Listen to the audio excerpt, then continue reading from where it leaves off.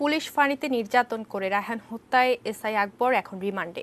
দুপুরে Sylhet chief metropolitan আদালতে তাকে হাজির করে মামলা তদন্তকারী পিবিআই কর্মকর্তা 7 দিনের রিমান্ড আবেদন করলে বিচারক আকবরের 7 দিনের রিমান্ড মঞ্জুর করেন।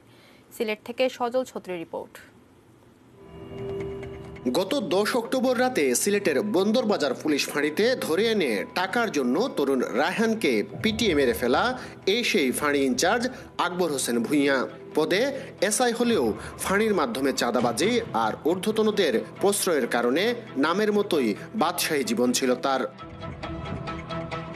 এখানেই শেষ নয়, অবৈধ টাকায় বিলাসবহুল জীবনযাপনকারী খুনি আকবর রোমান্টিক নাটকের হিরো হতে চাইতেন।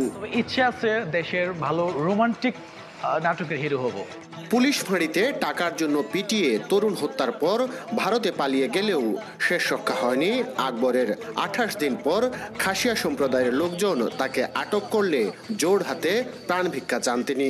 गोपाल का একটা ফোন দে না। হ্যাঁ मेरा भाई गोपाल का मुझे जान भिक्षा दे भाई।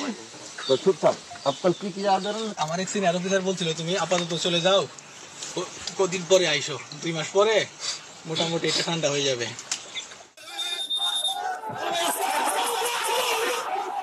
আকবরকে আটকের পর খাসিয়ারা সিলেট পুলিশের হাতে তুলে দেয় তাকে।